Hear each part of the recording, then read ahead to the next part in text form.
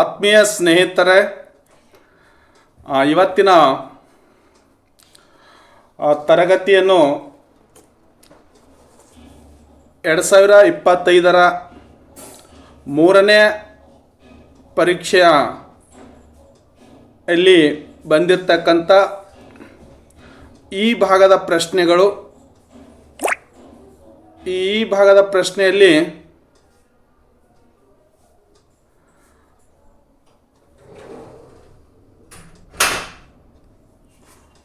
Roman ಅಂಕಿ 7ರಲ್ಲಿ ಕೆಳಗಿನ ಯಾವುದಾದರೂ ಎರಡು ಕಾರ್ಯಭಾರ ನಿಯೋಜಿತ ಪ್ರಶ್ನೆಗಳಿಗೆ ಉತ್ತರಿಸಿರಿ ಅಂತ 2 into 5 10 ಮಾರ್ಕ್ಸ್ ಇದೆ. ಈ ಒಂದು ವಿಡಿಯೋವನ್ನು ಪ್ರಾರಂಭ ಮಾಡೋದಕ್ಕಿಂತ ಮುಂಚಿತವಾಗಿ ಯಾರು ನಮ್ಮ ಚಾನಲ್ಗೆ ಹೊಸಬರಾಗಿ ವೀಕ್ಷಿಸ್ತಾ ಇದ್ದೀರಿ ಅಂಥವರು ನಮ್ಮ ಚಾನಲನ್ನು ಸಬ್ಸ್ಕ್ರೈಬ್ ಮಾಡಿ ಬೆಲ್ ಐಕನ್ ಒತ್ತುವುದರ ಮುಖಾಂತರ ನಾನು ಮಾಡ್ತಕ್ಕಂಥ ಪ್ರತಿಯೊಂದು ವಿಡಿಯೋಗಳನ್ನು ಬೇಗನೆ ನಿಮಗೆ ಬಂದು ತಲುಪುತ್ತವೆ ಸ್ನೇಹಿತರೆ. ಅದ್ರ ಜೊತೆಗೆ ಬಹಳ ಇಂಪಾರ್ಟೆಂಟ್ ಆಗಿರ್ತಕ್ಕಂಥ ಈ ಪ್ರಾಯೋಗಿಕ ಪ್ರಶ್ನೆಗಳನ್ನು ಇವತ್ತಿನ ತರಗತಿಯಲ್ಲಿ ನಾನು ತಗೊಳ್ತಕ್ಕಂಥದ್ದು. ಸುಮಾರು ಪರೀಕ್ಷೆಯಲ್ಲಿ ಪುನರಾವರ್ತನೆ ಆಗಿರ್ತಕ್ಕಂಥ ಪ್ರಶ್ನೆ ಇದು ಆಗಿರ್ತಕ್ಕಂಥದ್ದು ಸ್ನೇಹಿತರೆ. ಈ ಪ್ರಶ್ನೆ ನೋಡಿ, ನಾನು ತಮಗೆ ಹೇಳ್ತಕ್ಕಂಥದ್ದು ಪ್ರಶ್ನೆ ನಂಬರ್ 41. ಒಬ್ಬ ಅನುಭೋಗಿಯು ಎರಡು ಸರಕುಗಳನ್ನು ಅನುಭೋಗಿಸಲು ಬಯಸಿದ್ದು X1 ಸರಕಿನ ಬೆಲೆ ರೂಪಾಯಿ 10 ಮತ್ತು X2 ಸರಕಿನ ಬೆಲೆ ರೂಪಾಯಿ 20 ಆಗಿದೆ. ಅನುಭೋಗಿಯ ಆದಾಯ ರೂಪಾಯಿ 100 ಆಗಿದ್ದು ಈ ಕೆಳಗಿನ ಪ್ರಶ್ನೆಗಳಿಗೆ ಉತ್ತರಿಸಿರಿ ಅಂತ ಪ್ರಶ್ನೆ ಕೇಳಿರ್ತಕ್ಕಂಥದ್ದು. ಇಲ್ಲಿ ಪ್ರಶ್ನೆಯಲ್ಲಿ ಪ್ರಶ್ನೆ ಏನಿದೆ ಅನ್ನ ನೋಡೋಣ. ಅನುಭೋಗಿಯು ತನ್ನ ಸಂಪೂರ್ಣ ಆದಾಯವನ್ನು ಖರ್ಚು ಮಾಡಿ ಎಷ್ಟು ಪ್ರಮಾಣದ X ಸರಕುಗಳನ್ನು ಅನುಭೋಗಿಸಬಹುದು ಅಂತ ಪ್ರಶ್ನೆ ಇದೆ. ಬಿ, ಅನುಭೋಗಿಯು ತನ್ನ ಸಂಪೂರ್ಣ ಆದಾಯವನ್ನು ಖರ್ಚು ಮಾಡಿ ಎಷ್ಟು ಪ್ರಮಾಣದ X2 ಸರಕುಗಳನ್ನು ಅನುಭೋಗಿಸಬಹುದು ಅಂತ ಪ್ರಶ್ನೆ ಕೇಳಿರ್ತಕ್ಕಂಥದ್ದು. ಸಿ, ಬಜೆಟ್ ರೇಖೆಯ ಇಳಿಜಾರು ಕೆಳಮುಖ ಅಥವಾ ಮೇಲ್ಮುಖವಾಗಿರುತ್ತದೆ ಅಂತ ಪ್ರಶ್ನೆ ಕೇಳಿರ್ತಕ್ಕಂಥದ್ದು. ಡಿ ಪ್ರಶ್ನೆ, ಈ ಬಜೆಟ್ ರೇಖೆಯ ಮೇಲಿನ ಎಲ್ಲ ಸಂಯೋಜನೆಗಳು ಅನುಭೋಗಿಯ ಆದಾಯಕ್ಕೆ ಸಮನಾಗಿರುತ್ತದೆ ಅಥವಾ ಇಲ್ಲವೇ ಅಂತ ಪ್ರಶ್ನೆ ಕೇಳಿರ್ತಕ್ಕಂಥದ್ದು. ಈ ಅನುಭೋಗಿಯು X ಸರಕು ಹೆಚ್ಚುವರಿ ಘಟಕವನ್ನು ಪಡೆಯಲು ಬಯಸಿದ್ದರೆ X2 ಸರಕನ್ನು ಬಿಟ್ಟು ಕೊಡಬೇಕಾಗುತ್ತದೆ. ಇದು ಸರಿಯೇ ಅಂತ ಪ್ರಶ್ನೆ. ಈ 5 ಪ್ರಶ್ನೆ ಕೇಳಿರ್ತಕ್ಕಂಥದ್ದು 5 ಪ್ರಶ್ನೆಗಳಿಗೆ ಒಂದೊಂದು ಮಾರ್ಕ್ಸ್ ಇದೆ ಸ್ನೇಹಿತರೆ. ಇದು ತಾವು ಈ ಪ್ರಶ್ನೆಗಳನ್ನು ಬಹಳ ಈಜಿ ಆಗಿರ್ತಕ್ಕಂಥ ಪ್ರಶ್ನೆ ಇದೆ. ಇದು ಯಾವ ರೀತಿ ನೀವು ಉತ್ತರ ಬಿಡಿಸ್ಬೇಕು ಅಂತಕ್ಕಂಥದ್ದು ತಮಗೆ ನಾನು ಉತ್ತರ ಬಿಡಿಸುವುದರ ಮುಖಾಂತರ ತಮಗೆ ಸರಳೀಕೃತ ಮಾಡ್ತಾ ಇದ್ದೇನೆ. ನೋಡಿ, ಪ್ರಶ್ನೆ ಫಸ್ಟಾಗಿ ತಿಳ್ಕೊಳ್ರಿ. ಅನುಭೋಗಿ ಅಂದರೆ ನಾವು ಎರಡು ಸರಕುಗಳನ್ನು ಅನುಭವಿಸ್ತಾ ಇದ್ದೆವು. X ಸರಕಿನ ಬೆಲೆ ಕೊಟ್ಟನ ಸ್ನೇಹಿತರೆ ರೂಪಾಯಿ 10 ರೂಪಾಯಿ ಅಂತ ಕೊಟ್ಟಿದ್ದಾನೆ, ಇಲ್ಲಿ ಕೊಟ್ಟಿದ್ದಾನೆ ನೋಡಿ. ಅದೇ ಮತ್ತು X2 ಸರಕಿನ ಬೆಲೆ ಸ್ನೇಹಿತರೆ 20 ರೂಪಾಯಿ ಕೊಟ್ಟಿದ್ದಾನೆ. ಆದರೆ ಅನುಭೋಗಿಯ ಆದಾಯ ಸ್ನೇಹಿತರೆ, ಒಬ್ಬ ಅನುಭೋಗಿಯ ಆದಾಯ 100 ರೂಪಾಯಿ ಇದೆ. ಈ ಮೂರು ಈ ಒಂದು ಪ್ರಶ್ನೆಯಲ್ಲಿ ಫೈಂಡ್ ಔಟ್ ಮಾಡ್ಕೊಳ್ಬೇಕಾಗಿರ್ತಕ್ಕಂಥದ್ದು. ಫಸ್ಟ್ ಪ್ರಶ್ನೆ ಏನಿದೆ ನೋಡಿ ಸ್ನೇಹಿತರೆ, ಓದಿನ ಆಲ್ರೆಡಿ. ಎ ಅಲ್ಲಿ ಎಮ್ ಅಂತಂತಂದರೆ ಇದು ಏನು ಸೂಚಿಸ್ತದೆ ಅಂತಂದರೆ ಆದಾಯ ಸೂಚಿಸ್ತದೆ. ಆದಾಯ ಎಮ್ ಅಂದರೆ ಆದಾಯ. P1 ಅಂತಂತಂದರೆ ಇಲ್ಲಿ P1 ಅಂದರೆ ಒಂದು ಸರಕು ಅಂತ ಸೂಚಿಸ್ತಾ ಇದೆ. ಈಕ್ವಲ್ ಟು ನಮ್ಮಲ್ಲಿ ಆದಾಯ ಎಷ್ಟಿದೆ? 100 ರೂಪಾಯಿ ಇದೆ. ಓಕೆ, 100 ಕೊಟ್ಟಿದ್ದಾನೆ. ಅದೇ X1 ಸರಕಿನ ಬೆಲೆ ಎಷ್ಟಿದೆ? 10 ರೂಪಾಯಿ ಇದೆ. ಹೌದಾ? ನೋಡಿ, ನಮ್ಮ ಆದಾಯ Y ಅಂದರೆ ಇನ್ಕಮ್ ಅಂತ ಕರಿತೀವಿ. 100 ರೂಪಾಯಿ ಇದೆ. ಈ 100 ರೂಪಾಯಿಲಿ ಸರಕಿನ ಬೆಲೆ ಎಷ್ಟಿದೆ? 10 ಇದೆ. ಇಲ್ಲಿ ನೋಡಿ, ಈ 0 ಕ್ಯಾನ್ಸಲ್ ಮಾಡಿ, ಈ 0 ಕ್ಯಾನ್ಸಲ್ ಮಾಡಿ, 1 ಈಕ್ವಲ್ ಟು ಎಷ್ಟ್ರಿ? 10 ಉಳಿತಾ? ಆ ಕಾರಣಕ್ಕಾಗಿ X ಸರಕಿನ ಬೆಲೆ ಎಷ್ಟು? 10 ರೂಪಾಯಿ. ಓಕೆ, ಅದೇ ರೀತಿ ಬಿಯಲ್ಲಿ ನೋಡಿ, ಅನುಭೋಗಿ ತನ್ನ ಸಂಪೂರ್ಣ ಆದಾಯ ಖರ್ಚು ಮಾಡಿ ಎಷ್ಟು ಪ್ರಮಾಣದ X2 ಸರಕುಗಳನ್ನು ಅನುಭೋಗಿಸಬಹುದು ಅಂತ ಕ್ವಶನ್ ಕೇಳಿದ್ದಾರೆ. ಆದರೆ X ಸರಕಿನ ಬೆಲೆ ಎಷ್ಟಿದೆ? 20 ರೂಪಾಯಿ ಇದೆ. ಸೇಮ್ ನೋಡಿ, ನಮ್ಮದು ಆದಾಯ ಎಷ್ಟಿದೆ? 100 ರೂಪಾಯಿ ಇದೆ. ಹೌದ್ರಿ, ನಮ್ಮ ಆದಾಯ ಎಷ್ಟಿದೆ? 100 ಇದೆ. ಭಾಗಿಸು X ಸರಕಿನ ಬೆಲೆ ಎಷ್ಟಿದೆ? 20 ಇದೆ. ಹೌದ್ರಿ, ಇಲ್ಲಿ ನೋಡಿ, ಇವೆರಡನ್ನು ಭಾಗಿಸಿದಾಗ X2 ಸರಕಿನ ಬೆಲೆ ನಮಗೆ ಸಿಗ್ತಾ ಇದೆ. ಈ 0 ಕ್ಯಾನ್ಸಲ್ ಮಾಡಿ, ಈ 0 ಕ್ಯಾನ್ಸಲ್ ಮಾಡಿ, 2 5ಲೆ 10 ಹೋಗುತ್ತೆ. 5ಕ್ಕೆ 5 ಈಕ್ವಲ್ ಟು ಇಡೋಣ. 10 ಕ್ಯಾನ್ಸಲ್ ಆಯಿತು. ಅಂದರೆ X2 ಸರಕಿನ ಬೆಲೆ ಎಷ್ಟು? 5. ಅದೇ ರೀತಿಯಾಗಿ ಮೂರನೇ ಪ್ರಶ್ನೆ, ಬಜೆಟ್ ರೇಖೆ ಇಳಿಜಾರು ಕೆಳಮುಖ ಅಥವಾ ಮೇಲ್ಮುಖವಾಗಿರುತ್ತದೆ ಅಂತ ಪ್ರಶ್ನೆ ಕೇಳಿರ್ತಕ್ಕಂಥದ್ದು. ಈ ಬಜೆಟ್ ರೇಖೆ ಯಾವಾಗಲೂ ಕೂಡ ಅದರ ಮುಖ ಕೆಳಮುಖ ಇಳಿಜಾರಾಗಿರುತ್ತದೆ. ಯಾವ ರೀತಿ ಅಂತಂದರೆ ಈ ಥರ ಬಜೆಟ್ ರೇಖೆ ಇರ್ತದೆ, ಇದರ ಇಳಿಮುಖ ಏನಾಗಿರ್ತದೆ? ಕೆಳಮುಖವಾಗಿರ್ತಕ್ಕಂಥದ್ದು. ಮೂರನೇ ಪ್ರಶ್ನೆ. ನಾಲ್ಕನೇ ನೋಡಿ, ಬಜೆಟ್ ರೇಖೆ ಮೇಲಿನ ಎಲ್ಲ ಸಂಯೋಜನೆಗಳು ಅನುಭೋಗಿ ಆದಾಯಕ್ಕೆ ಸಮನಾಗಿರುತ್ತವೆ ಅಥವಾ ಇಲ್ಲವೇ? ಹೌದು, ಅನುಭೋಗಿ ಆದಾಯಕ್ಕೆ ಸಮನಾಗಿರುತ್ತವೆ. ಇಲ್ಲೆಲ್ಲನೂ ಕೂಡ ಈ ಒಂದು ಬಜೆಟ್ ರೇಖೆ ಸಮನಾಗಿರ್ತಕ್ಕಂಥದ್ದು, ಇದ್ರ ಮೇಲೆ 5 ಹೋಗ್ತಕ್ಕಂಥದ್ದು. ಹೌದಾ? ನೆಕ್ಸ್ಟ್, ಅನುಭೋಗಿ Y ಸರಕು.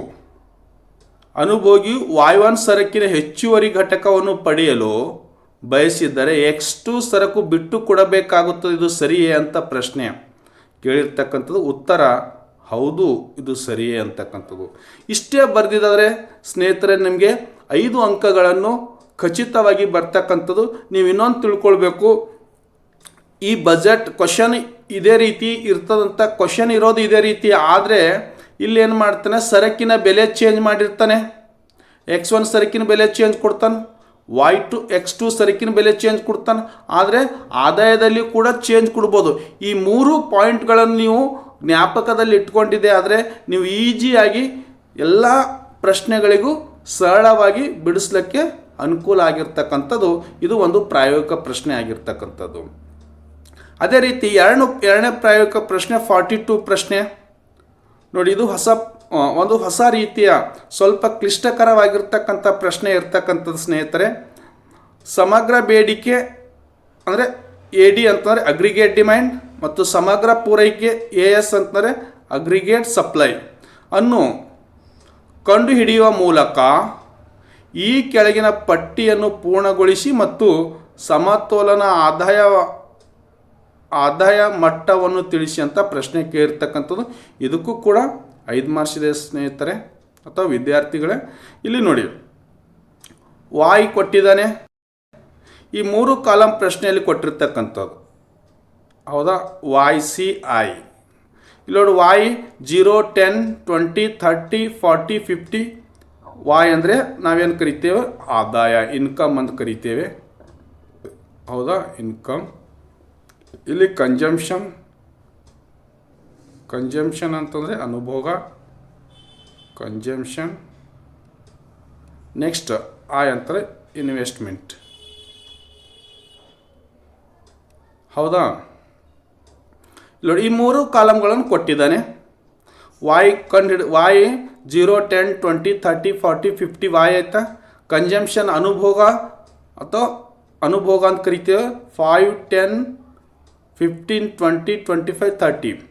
ಇನ್ವೆಸ್ಟ್ಮೆಂಟ್ 10, 10, 10, 10, 10, 10, 10. ಓಕೆ, ನಾವು ಯಾವ ರೀತಿ ಕಂಡುಹಿಡಿಬೇಕು ಅಂತಂದರೆ, ಈ AD ಅಗ್ರಿಗೇಟ್ ಡಿಮ್ಯಾಂಡ್ ಈಕ್ವಲ್ ಚಿಹ್ನೆ ಹಾಕ್ತೀನಿ, equal to C plus I.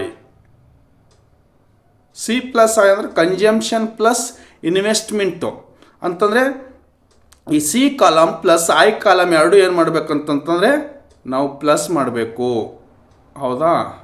ನೋಡಿ, 5, 10, 15, 10, 10, 20, 15, 10, 25, 20, 10, 30, 25, 10, 35, 35 ಪ್ಲಸ್ 10 40. ಏನು ಕಂಡುಹಿಡಿದೆವು ಸ್ನೇಹಿತರೆ? ಅಗ್ರಿಗೇಟ್ ಡಿಮ್ಯಾಂಡ್ ಕಂಡುಹಿಡಿದೆವು ಸೂತ್ರದ ಪ್ರಕಾರ. AS ಅಂತಂದರೆ ಇಲ್ಲಿ AS ಈಕ್ವಲ್ ಟು